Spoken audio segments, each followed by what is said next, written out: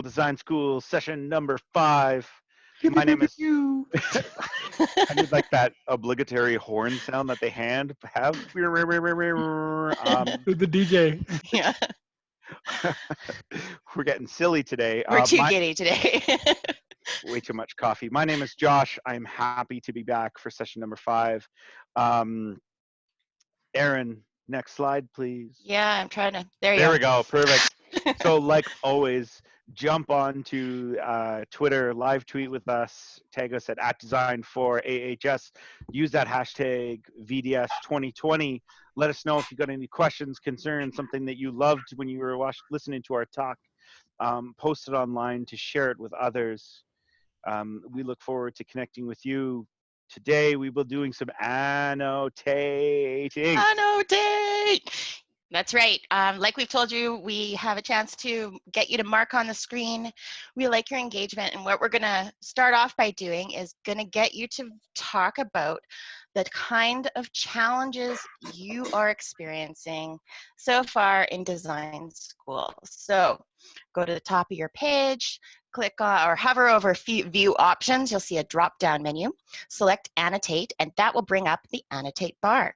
From there, you can choose stamp, and then you can vote for what kind of challenges you're experiencing right now with design school. So let's see where everybody's at right now.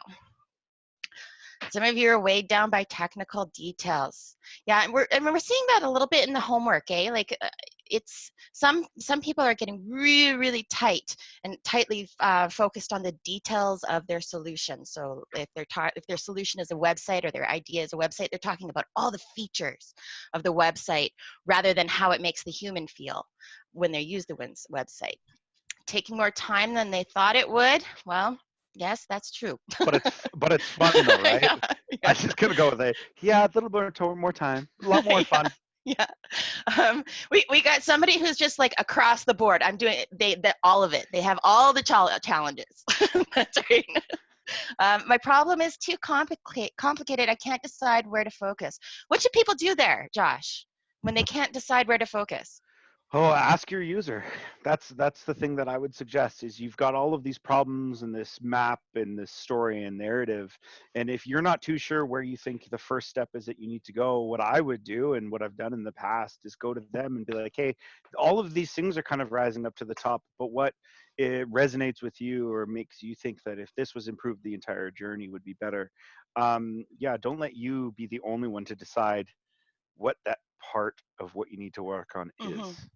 And do remember that, you know, if you pick the wrong part, and I say wrong with air quotes because there really is no part that's going to be wrong. I mean, you could try to focus on one part and get to the prototype and test it with people, and they're like, yeah, no, this doesn't really work for me. But then you can go back and try something else. So it's really not a matter of finding the perfect problem, but just picking something and then seeing how it plays out. That's really the best way to do it. And then what else? Oh, I think I have focused on the wrong part of the journey. And again, that kind of goes with the same thing as choosing a problem. If you focused on the wrong part of the journey, just go back to your journey map and find a different part to focus on. Any other advice they want to give them, Josh?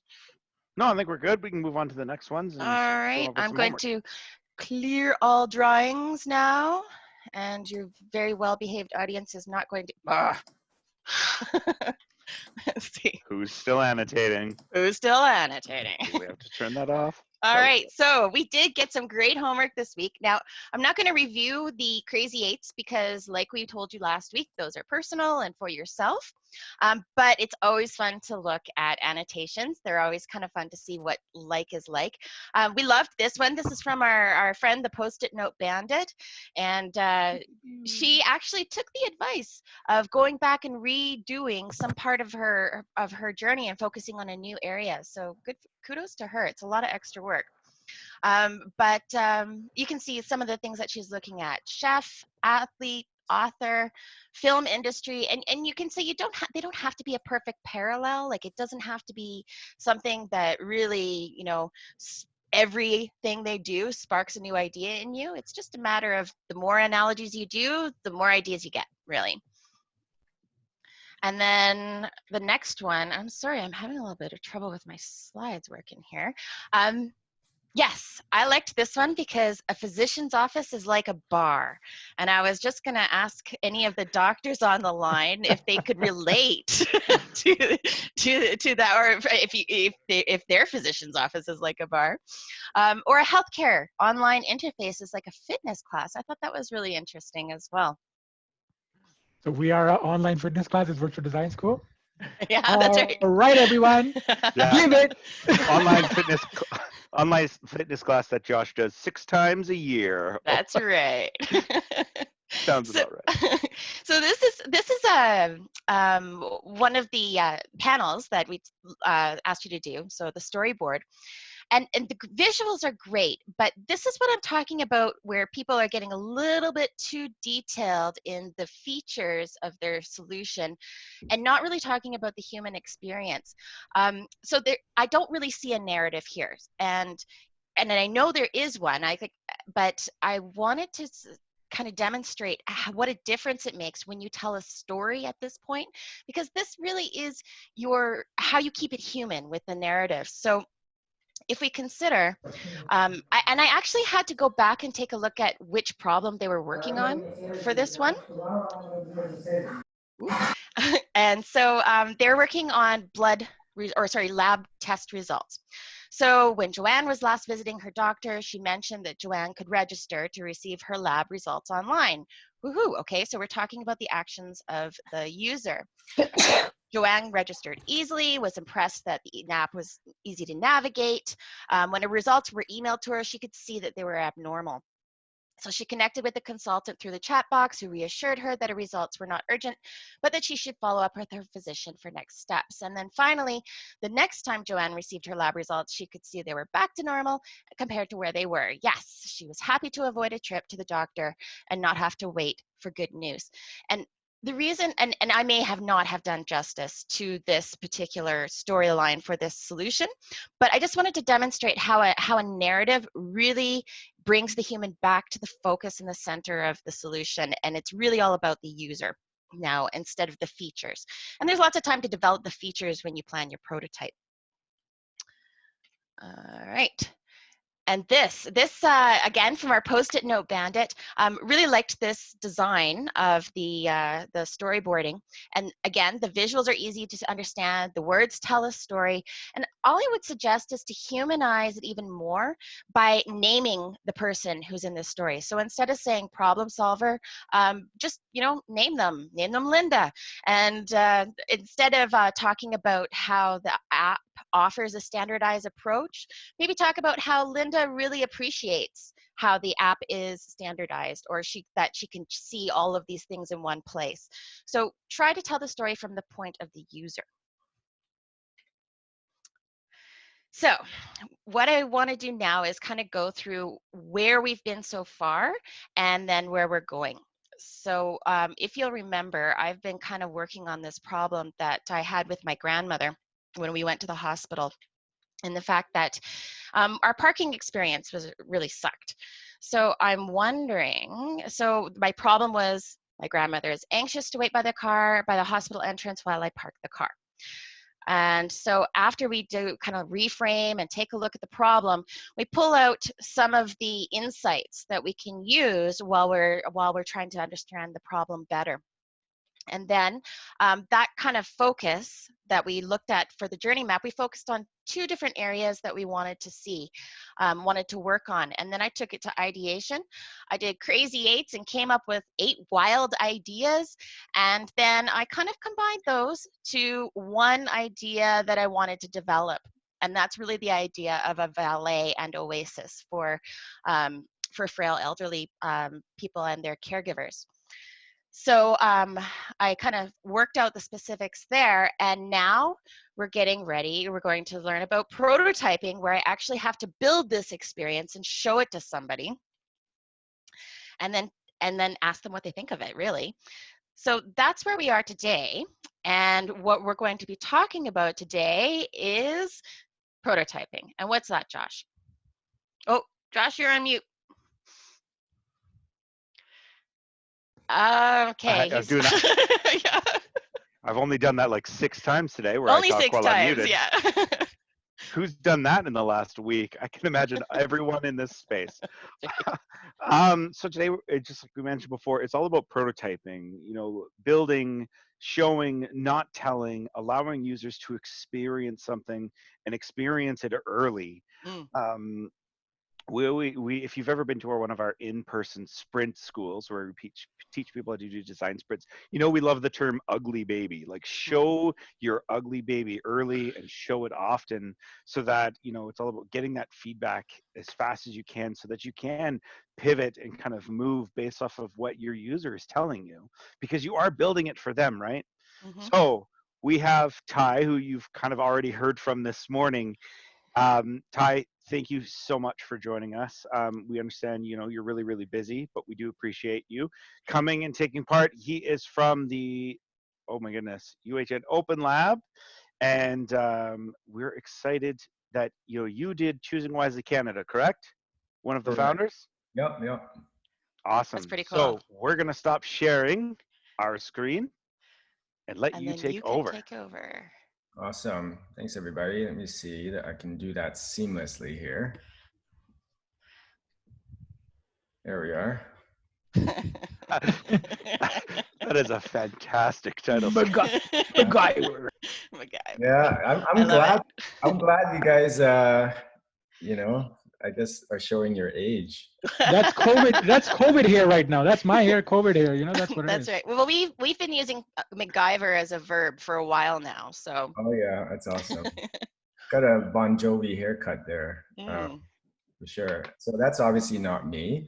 Hi, everybody. I'm going to be taking you through mostly what my experience has been around prototyping, and hopefully some of that would be useful to you. I'm the creative director at UHN Open Lab, which is a design and innovation center in Toronto. And as mentioned, I am also the co-founder and campaign director for Choosing Wisely Canada. Most of what I'm going to be talking about today is not going to be focused on choosing wisely. It's more about my work at UHN Open Lab, which is, we've done a ton of prototypes. So I hope that's going to be, those are useful case studies for you guys. So why did I put up MacGyver? It's as a theme for this talk. So for those of you who know, it's an 80s series. This guy here in front of you seems to possess a lot of things that I wish I had, but I don't. Genius level, intellect, knows multiple languages, superb engineering skills, and knowledge in applied physics and how to dispose of bombs. Really amazing set of tools. But what he's most known for those of you who grew up in the 80s, is his ability to get himself out of any situation through quick thinking and improvisation.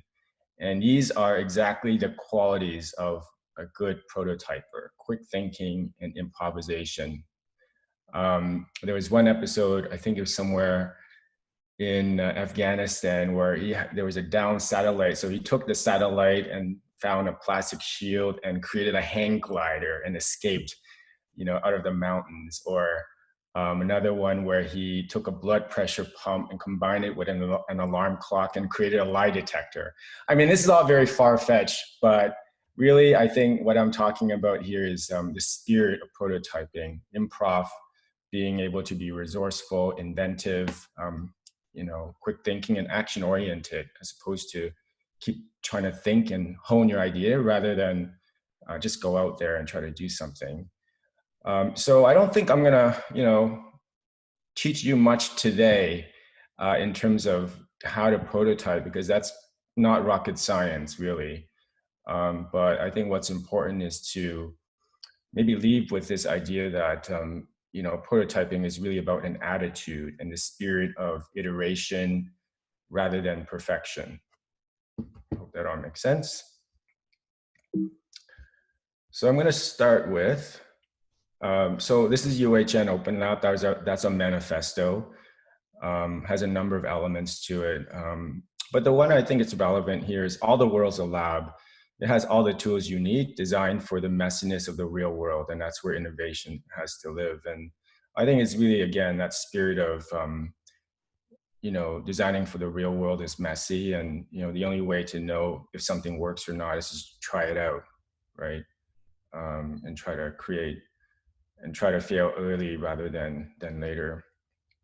And one example of that is this project we did a number of years ago now, trying to tackle this issue of patients leaving the hospital and not knowing what to do when they get home, right?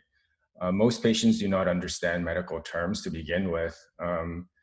They don't, you know, they cannot memorize verbal instructions very well, especially when you're stressed out, you know, at the time of the hospital discharge, you can't absorb information. And especially in a big city like Toronto, there's multiple languages being spoken. So language is also a barrier. So it creates a very complex environment to be for patients to actually absorb all the information that's thrown at them at that moment when they're about to be discharged. So we did a number of things to try to learn to create empathy and try to understand and take the user's perspective and all of that. And this is one of the tools we did. This is called a cultural probe. We gave some patients.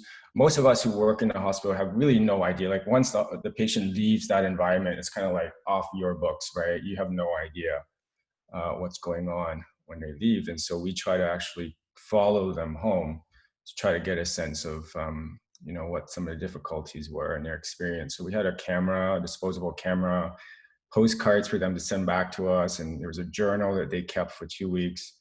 And we actually went and visited them later and collected the journal and, you know, went back and chatted with them to dive deeper into their experience.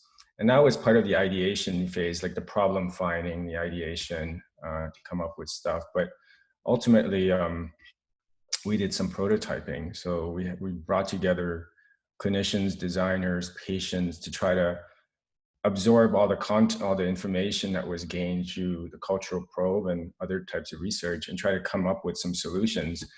And through just rapid prototyping, they came up with different tools for patients for when they leave that would, you know, lay out different pieces of information that are critical. And we took all of that and ultimately create our very first version of something called the patient-oriented discharge summary there on the left. Some basic information that they need to know, and that was later refined to another prototype on the right there. And you know, we brought it down to 5 key pieces of information, like meds I need to take, how I might feel and what to do, changes to my routine, appointments I have to go to, and where to go for more information. And you know, we also found that note-taking is an important part of recall and information retention. So there's a note section on the side and all of that. So that was a very rapid process to prototype something. And in this case, a very simple tool, actually, just a piece of paper, which has subsequently been integrated into EMRs, et cetera. And now it's being used in over 30 hospitals. We just did a 2-year project where we rolled it out in 30 hospitals and over 80,000 patients received this at discharge, which is great. And we're now trying to go further and encourage hospitals to adopt this on a big scale. So that's how I think prototype for us kind of fit into the whole process. So maybe at this point, I'm just going to pause there and let people try to chime in here in the chat box. Like, what are some of the reasons why you would prototype? I'll just keep going, but you know, feel free to just type in there, and I'll come back to you and see where we go. Yeah, immediate feedback, testing ideas, cheap, quicker. Yeah, these are all like patient engagement. Yeah, I think that's really important. It's a tool for you to actually co-design, co-create something. When you create something, it's easier to have a conversation and kind of use theoretical discussions about something. You can't really quite get into the details unless you're kind of working with something that's a bit more tangible. Risk of failure obviously is a big one for sure. Collaboration, being financially prudent, yeah, not to put all your resources in building something that's perfect, but to take small steps. So yeah, these are all great. So keep going. I'm just going to put you down a few points that I thought about as I prepared for this talk. Learning is a big part of it, right? Trying to get feedback on something. I have this great idea, but will it work? Will people actually, will it resonate with people? What are the things that we need to fix, etc.? So it's prototyping is a process of learning for sure. Reduce risk. I heard somebody say that in the chat box. You're taking baby steps, minimal resources and time investment to test out some ideas. So that's part of risk management.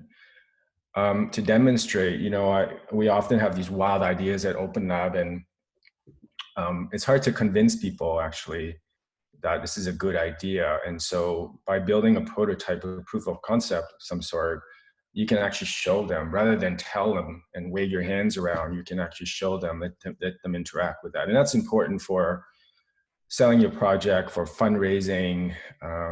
At Open Lab, we don't get institutional funding. We're funded by projects. So, entirely funded through different projects that we take on. And so it's really important for us to be able to demonstrate that every project has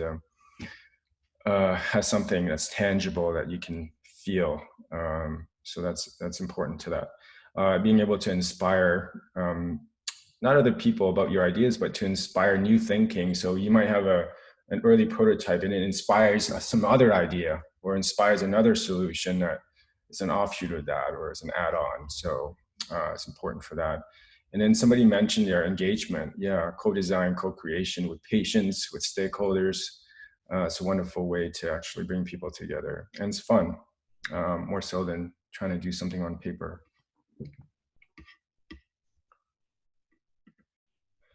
So if you think about this is the ideal process to design thinking. Where does prototype fit in? It fits in somewhere there between the ideas and the testing, right? The more European framework that I tend to use more is the double diamond, which is from the British Design Council, which is slightly different, divides up the work into the problem space, the first diamond, and the solution space. The problem space is really about discovery and problem finding and problem definition. And the solution space is about design and implementation. And there's always a divergent phase where you're creative and a convergent phase when you're trying to hone in and implement. So prototype fits right there in the design stage for sure. But I think what's more natural for us, for most of us who are in kind of design innovation, is more akin to this, right? Like it's a very complex, messy front end. A lot of us, want to jump right into, oh, I know the solution, it's A to B, but often the path from A to B, has dead ends, and it's complicated to know how to get out of it. And so prototyping is very important to help you, think through as you're in that messiness about the solutions. And you'll have a feel for it as you're in it to know when a prototype fits and when you're too early or when you're too late with some experience. But this is the natural journey that a lot of us in design and design innovation go through.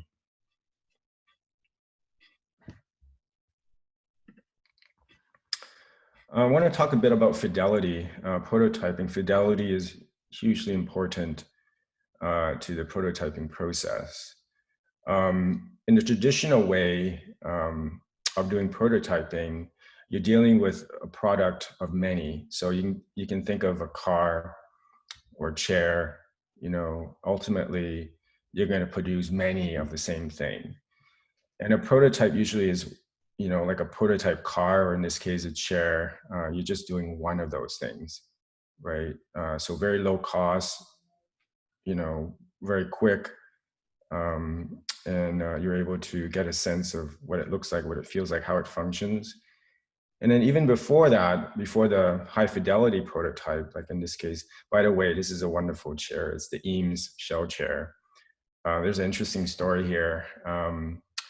It's made out of fiberglass. And so Ray and Charles Eames designed it initially in the late 40s, and they wanted to prototype it. And of course, they didn't know how to work with fiberglass. So they contracted with a boat maker people who make boats actually work with fiberglass a lot. And they ended up making 2 prototypes. One of them, the Eames took away, and the other one, the boat maker kept. Didn't know what to do with it and put it on top of a garbage can and used it for years. So this is what it looks like today. And that's a high fidelity prototype. You can actually use it. And you can think about a lo-fi version of it. It could be a sketch. It could be something, now with, CAD and computer assisted design and all those stuff. You could create a miniature of it as well. And so those are all lo-fi forms of prototyping that doesn't give you the full information, but it gives you some information. So that's a bit of the fidelity aspects of prototyping as you're thinking about building product of many. Now, most of us, especially in healthcare, don't actually deal with product of many. We can think about mostly a product of one, like whether that's a service or as a piece of policy or as a tool. You're only designing one of those things. And so prototyping, the idea of hi-fi and lo-fi prototype still applies, but in slightly different ways.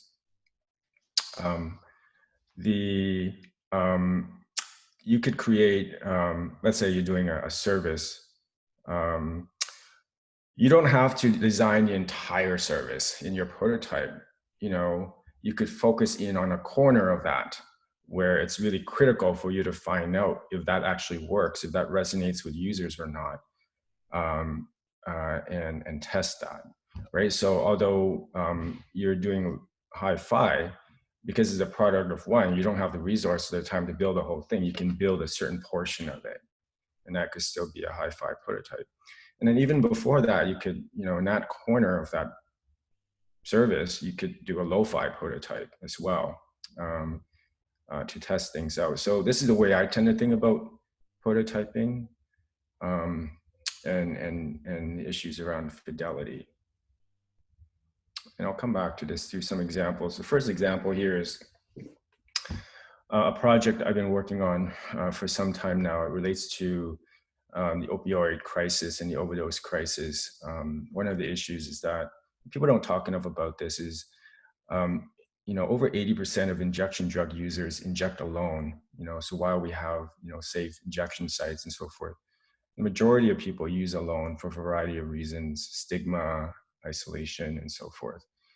And not surprisingly, over 60% of overdose deaths in Ontario and BC, those individuals were completely alone at the time of death. And that's a real issue that no one's really put too much attention to. I actually experienced it. I had a next door apartment this past summer, died in the unit, and I didn't learn about it until a couple of days later when I saw the body reeled out into a van and realized, and after talking to them, that the person had overdosed alone.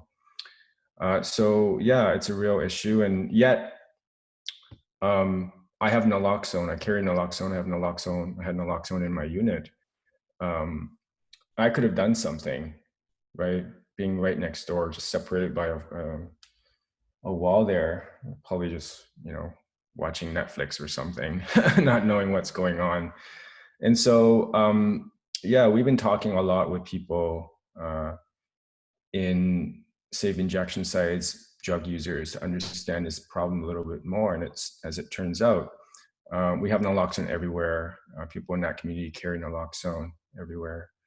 And people also have these existing informal networks. So somebody that lives in Moss Park or the downtown east side of Vancouver would know other people. And so there are these informal networks that, we can find a way to leverage. We can actually create a mechanism to keep people safe as they're using alone. And so we work with the community to come up with a mobile app-based technology that essentially connects people in a very micro, hyper-local way in the same building, people who are using drugs with people who with naloxone, and sometimes they're the same people. And they would essentially create a virtual safe injection site in their own building. So that's the concept. And we worked quite a long time with close to 100 harm reduction workers and injection drug users to come up with this. And prototyping was a big part of it. You know, again, going back to that diagram about fidelity, we could try to build a whole thing, you know, right from the get-go, but I think we'd be blowing a lot of money and time, you know, flushing it down the toilet. Rather, we started with paper prototypes. In fall 2017. We developed a series of screenshots, you know, just on paper, one screen after another, and put it on a phone. You can think of it like almost like a PowerPoint where you click one thing and it takes you to another slide. You click that slide, it takes you to another slide. So in some ways it mimics an app, but it doesn't have the full functionality. So we call that a paper prototype. And actually I went out to Moss Park, where we had our first safe injection site in Toronto. At the time, it was run out of a trailer in the middle of the park, and just hung out there late at night, talking to injection drug users and harm reduction workers. And hey, you know, said to them, hey, like, what do you think of this idea? You want to try it out on my phone? Try to click through these screens. Let me know what you think. And that was a very simple way, low cost way to really make this idea tangible and to have some feedback coming back. And that gave us some confidence that we're on the right path. So by the spring of 2018, we had done way more work to develop other aspects of this. And then summer 2018, did some of the design work that ultimately became the screens for the app when we coded it. And then in the spring of last year, by the way, we didn't have any real money for this. So this was all done through largely volunteers working with me. And then we built a prototype, the beta version of it. It wasn't the full app. Like, we didn't deal with data privacy, the process of, you know, signing up and the generation of passwords and all that stuff. I mean, you could try to build all of that stuff, but that's non-essential. That's trying to build that whole box. We focus in on a corner of that box, which is something that we weren't sure of, which is the people who are actually using drugs. So basically this app works by, like, before you would hit a start button on your phone, and it would start this timer that's preset at 2 minutes, but you can add or subtract time. And that was done in consultation with the harm reduction community. And when it hits 0, essentially the alarm would go off, and you'd have to physically turn it off, like your morning alarm. And if you don't, it would send a signal out to all the peers in the building who are close to you, who have naloxone, to say, hey, so-and-so we think they're overdosing. You need to go right now to their unit and provide assistance, kind of thing.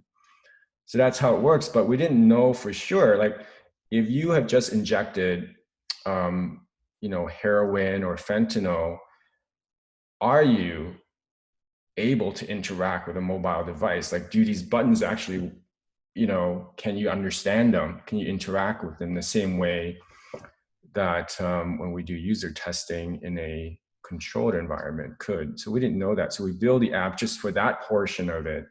And I took it out to one of the safe injection sites here in Toronto, run out of Street Health. And when people came in to use the site, I kind of said, hey, you want to try this while you're using drugs and try to interact with this. I gave them a little demo, and then I was in the next room and I mirrored their screen, so I knew exactly what buttons they were pressing and whether or not they could interact with it, and then had an interview with them later.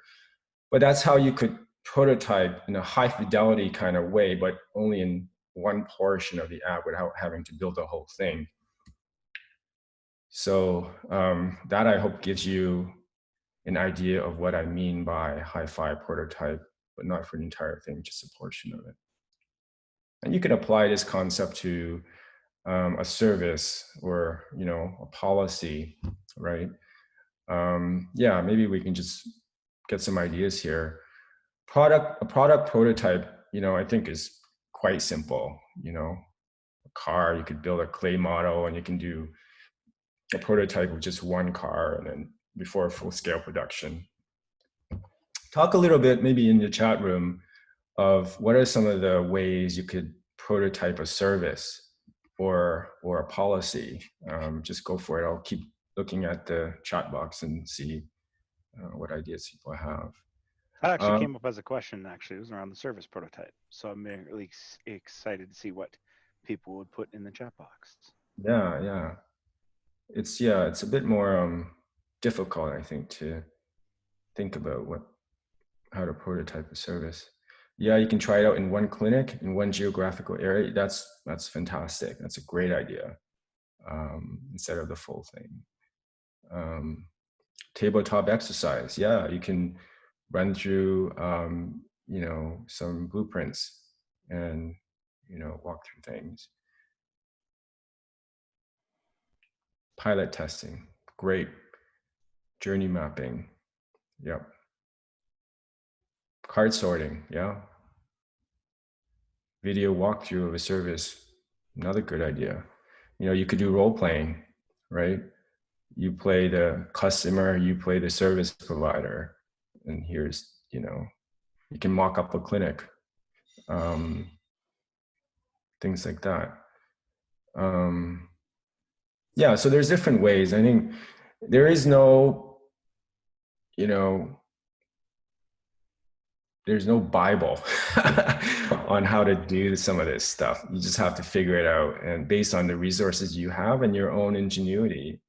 But what's important is try to think about what is it that you want to learn, and what is the simplest way to get something tangible that will allow you to learn about whatever that aspect is that you're hungry to find out. Yeah, policy. I think the policy prototype is an interesting one. I used to work at the Ministry of Health, so yeah, like policy is definitely a product of one.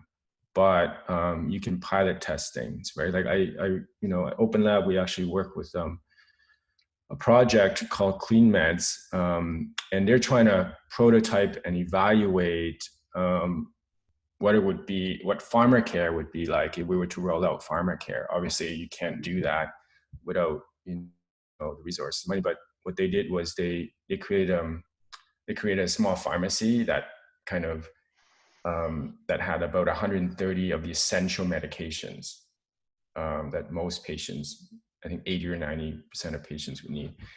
And they would randomly give 100 patients meds for a year, and the other ones would be just usual. And then they could monitor and track, I think over 2 years, the impact of getting free medications. So that's a pilot. It's very geographically focus on a certain segment, and a lot of trials and studies, research studies, are really about that. Like you're prototyping something and you're evaluating that in a small way. It's too bad though that the word pilot has become such a negative word. I hear this term all the time, like Canada is a land of pilots and so forth. And people try to avoid using that, but I think that's kind of unfortunate because piloting is part of learning. You would rather, like, what's the alternative? Trying to implement like the thing at scale right away, right? So I think piloting is very important. And I think when people criticize piloting, they're actually, in fact, probably should be criticizing the lack of uptake on the part of policymakers and governments and people who have funding to scale things up that we know work. So as people who are actually designers, who are actually developing the pilots and the prototypes, we shouldn't feel bad about that. It's not our problem that things are not taken up, things that have been proven to work, right? So I say, keep using the word pilot. I think it's fine. I think that's our job. So let's talk COVID. COVID-19. So back to MacGyver here. First of all, it's been a real tragedy, and my heart goes out to everyone whose lives have been forever impacted by this pandemic. The bright side of it is that COVID is also a time of prolific improvisation. Programs and services that would have taken years to develop and implement are now going live within a matter of days or weeks. And think about the federal government and the rollout of the emergency response benefit, CERB, they pretty much MacGyvered together this program in a matter of days and able to roll out billions of dollars from the federal treasury and put them in the hands of struggling Canadians all over the country with minimal red tape, paperwork, and minimal delays. I mean, think about that, right? And that's the spirit I think I'm talking about. There's a shortage of face masks, no problem. Like thousands of Canadians have MacGyvered, face masks out of cloth and thread on their own sewing machines at home, right?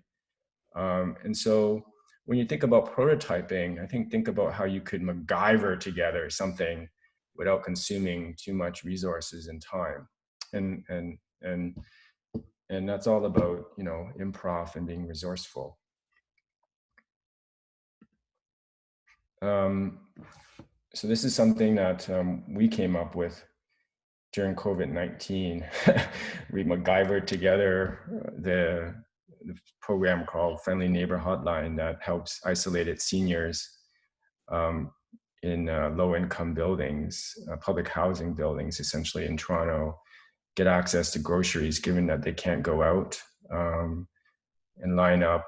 Many of them actually do not have access to internet and could not order online, grocery gateway, all of these things that we take for granted. Being senior and low income, many of them just don't have that ability. And so we set up an old-fashioned hotline, that they could call and mobilize an army of volunteers. We have now 1,400 volunteers in the city of Toronto, all stepping up to do this. So this is the service. We help seniors pick up groceries, meds, now food bank items as well. And so there's a 1-855 number that seniors can call. It's toll free, it's available in 180 languages. How it works is that they'd be speaking with one of our call center staff. By the way, like the call center is virtual as well. Like all of this was cobbled together really quickly. Within a week, actually, we went between the idea and the recruitment of volunteers, the training of volunteers, setting up the 1-855, getting the languages, getting all the standard operating procedures, training our call center staff for crisis management, all of that stuff within a week, and we went live.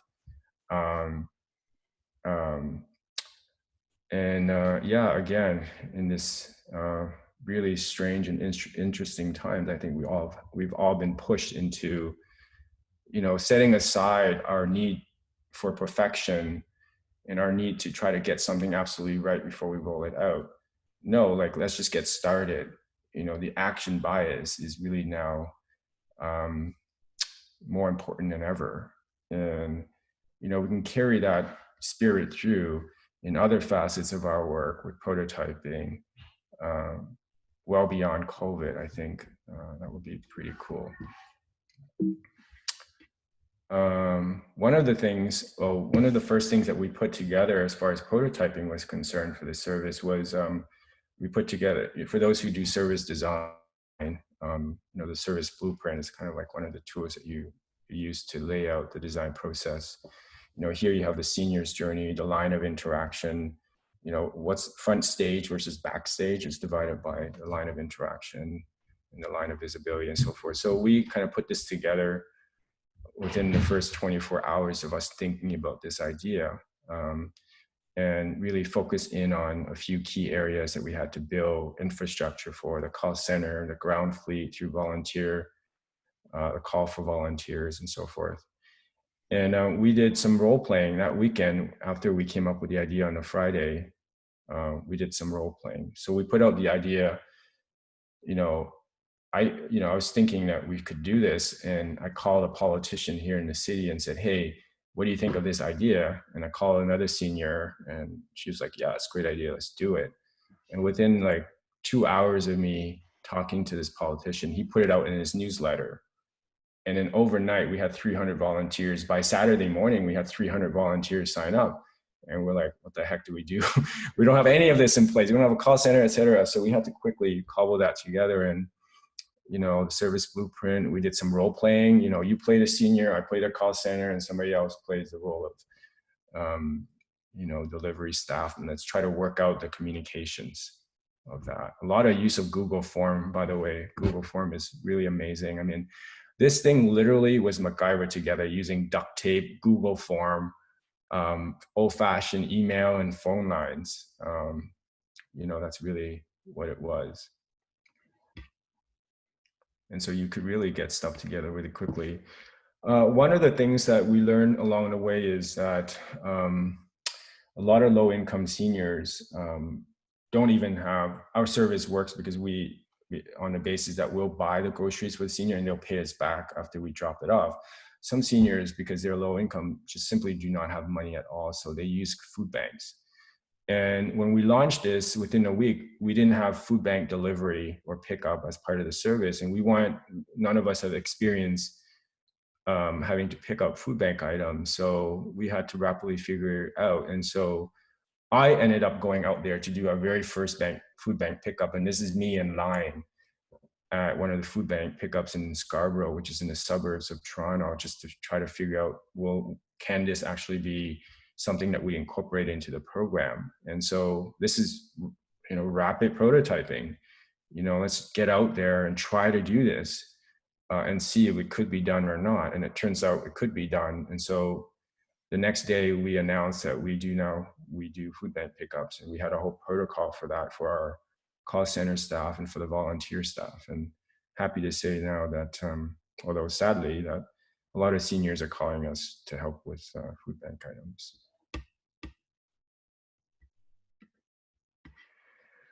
And then finally, some of you might know, I'm the founding editor of the local .to, which is an urban health magazine in Toronto, which has put out a COVID issue. It's quite fantastic, actually. If I don't say so myself, check it out. The local.to is a URL, and you know, we are the nominations for the Digital Publishing Awards came out last week. And this is the list of those who've got multiple nominations. And the local was launched a year ago. And I am blown away by the fact that we're now on the same list as Maclean's, Vice Canada, the Tai Huynh, the Walrus. I mean, I couldn't, you know, imagine that we could get to this stage. But part of the local's genesis was, before we launched as an independent magazine this past year, we were incubated inside Open Lab as a storytelling project. We were doing some work to help, you know, the health authority in Toronto, the Toronto Central LHIN, bring storytelling. Like, how could we actually bring human stories from the community into the boardrooms to help people understand, have empathy for these issues from a human perspective, so that they can design better programs and services. So it started out as that. So, you know, we didn't have any grand goals or aspirations. We just went and did it. We told some stories. We went out with cameras and we started writing. The very first story I wrote myself. And that was it. And then over time, it kind of grew and developed a following, and we spun it off this year. But I think this speaks to my kind of view on prototyping. I don't even think about prototyping in that sense anymore. It's a very fluid, continuous process. You take the first step, something, you know, very modest, with, you know, minimal investment, not more investments than you're able to afford or time. And then you get the ball rolling and things build from there. Now, when you look back at it, you know, and from the future, you could say, yeah, that was definitely a prototype that you did there with the initial stories that you told and bringing that to the LHIN. But at the time, I didn't think of it as a prototype. I thought of it as, well, let's just get going. Let's just do this. And then we'll see where it leads, right? And so I think over time, I think people who do enough prototyping will realize that it could be worked into your normal kind of way of doing things, where just naturally improvise and just get going and have that action orientation. Anyways, I think I'll maybe just pause there, and I think maybe just close by saying that again, like it is about a mindset, this action orientation, this bias towards iteration rather than perfection. And you know, I think the word ugly baby was mentioned earlier. Yeah, like being satisfied with having that ugly baby from the beginning, I think is important. And yeah, just MacGyver it, you know, going That's back, awesome. MacGyver. MacGyver. And a mic drop. All right, so I think I'll just pause there. For sure. Tai, thanks so much for doing that talk. Really inspiring to see I this. loved your stories.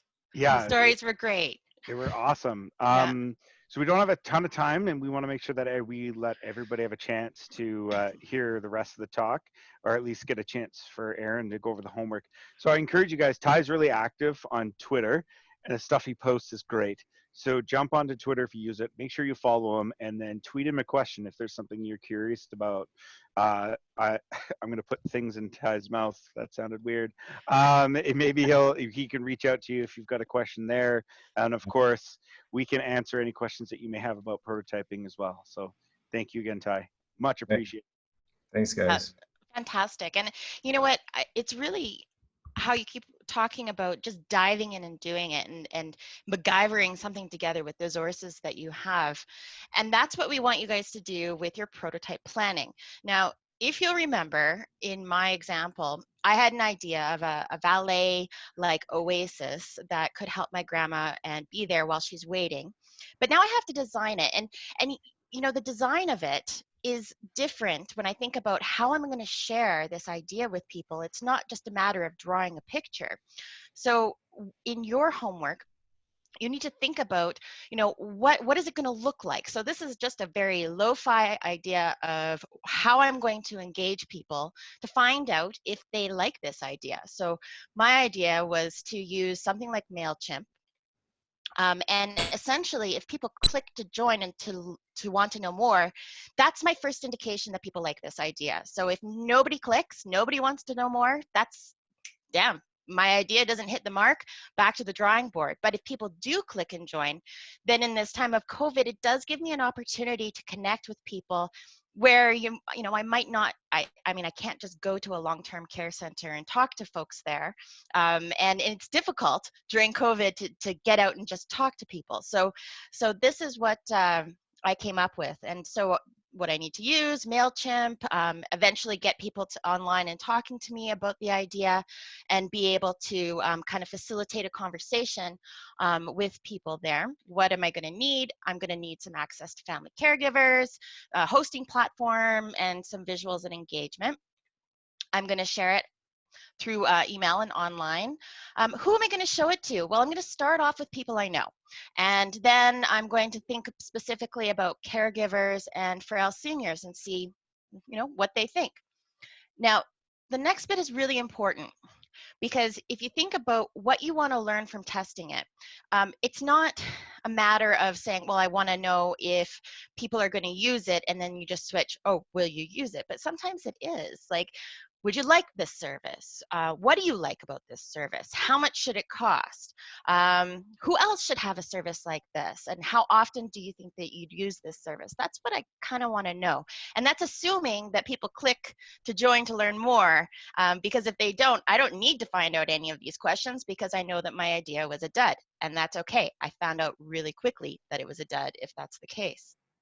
So along the bottom of this page, you see some different kinds of prototyping that you can do. And all of these, and there's like more and more, like really there is no end to the way that you can prototype something.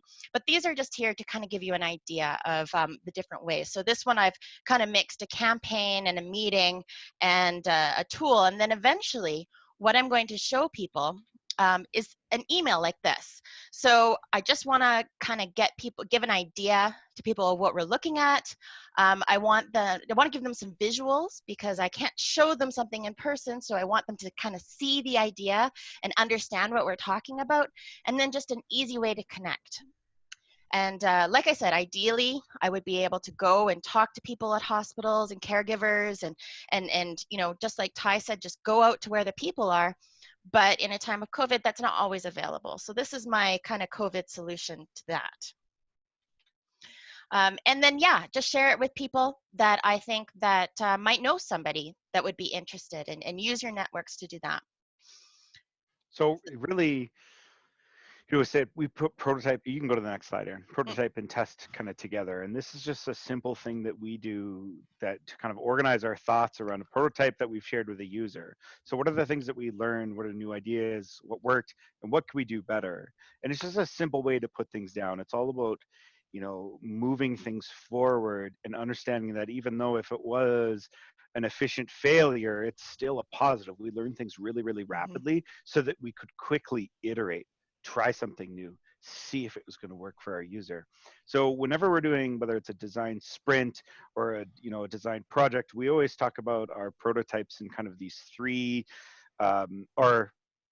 these three different ideas, right? So an epic win, we hit the nail on the top of the head. It was perfect. We leave it the way it is. Doesn't really happen. It's super rare. Or, you know, it's a flawed success. It's mostly good and it needs some tweaking. This is the really common outcome we get. And that efficient failure, we learn things really, really quickly, and that's awesome. So it really wasn't a failure. But we, you know, our key takeaways is that it's a realistic facade. Yeah. You know, it's, you just have to trick your user into believing, you know, what you're presenting them is real, or letting them kind of experience it. Don't explain it to them, just let them see what it may be like to use that service. Be humble, be open to hearing that things like, this is not the thing that I need, this isn't what's going to help me. Well, I And think it's really important to point out for that point that you're not trying to prove that your idea works. You're just trying to understand if it works, right? And there's a really significant difference there, because if you're trying to prove your idea, then you're just trying to validate what you think you already know. And you need to be more humble and open and consider, you know what, this idea might be a complete bomb, and that's okay. You can't have any ego associated with your idea. Otherwise, you're going to be constantly thinking, try to prove it, and that's going to blindside you to the real feedback that you're getting from users. so yeah, and new knowledge is equals to success. It's all about learning. And the awesome thing about design is that you can get to the prototype stage and be way off the mark and be like, all right, I got to go back to discover again. You know, that iteration and prototyping, it kind of happens all throughout the process. So sorry, Aaron, I skipped ahead and already talked about these three things Yeah, because that's all good. because I clearly didn't review the slides beforehand like I was supposed to. Well, it's really just about, you know, there is no failure when you're prototyping. Even a failed prototype is not a failed prototype. It's new information that tells you that you should take a different direction. So with that note, I'd like to thank you guys for coming. Next week, we have Helen Bevan. Sorry, it's not next week, it's the week after. She's joining us on the Tuesday on May 19th. She's going to be talking about design and change agency, what we can do as a change agent with the idea of design and move things forward. She's from the NHS, the UK, and we're excited to have her join us. And with that note, Tomorrow? we have another Friday shift coming where we're talking about disrupting consensus. This is going to be one where we're really teaching you a different tool that you can use to get rid of that idea of, you know, we can't move forward without everybody agreeing to that it's okay. That's right. We're going to go through a lightning design jam with everybody online and work through a real problem and show you how effective this tool can be. And because this next coming up week, we don't have a virtual design school next week, exactly next Thursday, take this extra week that you have and send us any homework that you'd like some feedback. It doesn't have to be just from the most recent work. If you'd like to engage us or ask some questions, that's totally possible, please do. If you have questions or if you're stuck and you'd just like a little bit of help, just let us know. Send us an email to design.lab. Yeah. And I seen a couple of questions in the chat box about open office hours, because next week there isn't a Thursday virtual design class. Aaron Yeah. and Ali, why don't we throw out some office hours next week so the groups can kind of join in and chat with us. Like always, I appreciate every single one of you coming and taking part of this today.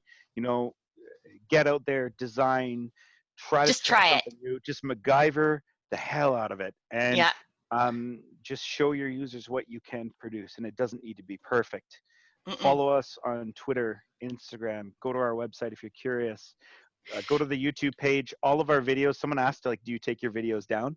No, we don't. Nope, Videos are they're up up there there. all the time from We every are year. working on a policy. That's our current policy. It needs to go up to the board for decision. No, I'm just kidding.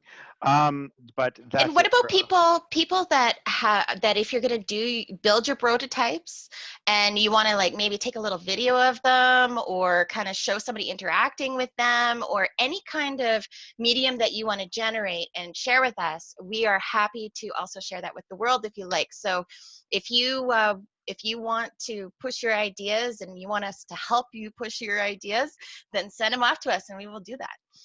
And we're not shy of our prototype. Ali, I believe our prototype for Virtual Design School is still online, is it not? Yeah. Yeah, so 50 if you want to pages. see the prototype for Virtual Design School where we limited it to 50 people, it's still online because you can kind of see the iterations and the Yep. changes we've made since day You one. can pass your judgment on us.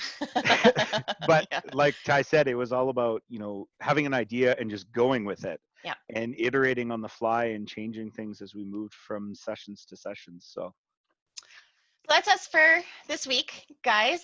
Join us tomorrow if you can. And until then, have a safe and wonderful, I guess, 10 days before we see you again.